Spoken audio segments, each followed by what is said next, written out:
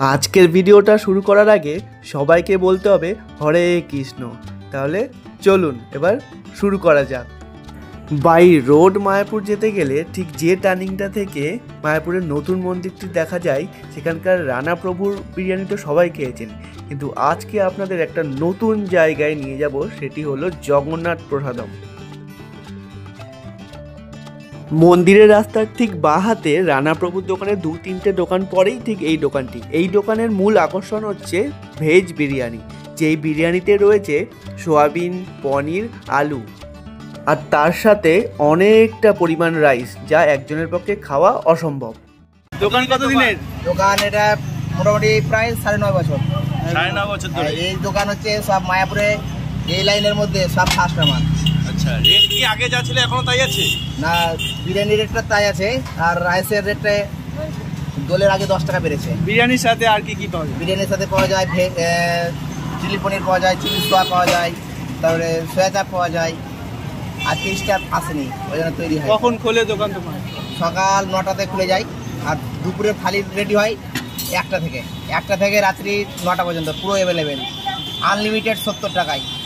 3 রকমের সবজি থাকে, সোয়াবিন সবজি, পনির সবজি, মিডিল এক সবজি থাকে, হয়তো মিক্স সবজি, নাহলে শুক্তো, ডাল, ভাজা, চাটনি, পাঁপড়, আচার, লেবু, কাঁচা লঙ্কা, সব কিছু আনলিমিটেড, সব আনলিমিটেড। বিরিয়ানি কে রাইস আনলিমিটেড? বিরিয়ানি না আনলিমিটেড, বিরিয়ানি একদম আনলিমিটেড, রাইসের সাথে সব কিছু আনলিমিটেড, যা চাইবে তাই দিবে, সব কিছু আনলিমিটেড।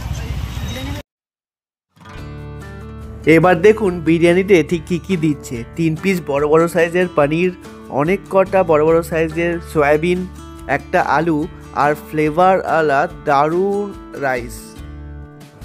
অনেক ভক্ত এরকম আছেন যারা মেন সময় বা ভিড়ের সময় মায়াপুরে আসেন এবং গীতা ভবন, গদা ভবন এইসব জায়গায় প্রচুর ভিড় থাকার জন্য আপনারা সেখানে খেতে পারেন না। তখন আপনারা ভাবেন যে কোথায় গেলে ঠিক মন্দিরের মতোই কিছু প্রসাদ বা সেই ধরনের কোনো রকম আইটেম খাওয়া যাবে।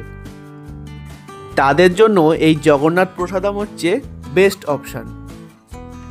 একটা কথা কিন্তু নিশ্চিত, এই বিরিয়ানি খেলে আপনার একটুও চিকেন, মাটন বিরিয়ানির কথা মনে পড়বে না, কারণ এই বিরিয়ানির একটা আলাদাই অ্যারোমা, আলাদাই ফ্লেভার।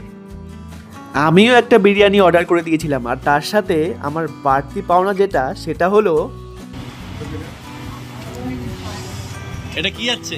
সোয়াবিনের সবজি। আচ্ছা, হ্যাঁ ঠিকই শুনেছেন, সয়াবিনের সবজি।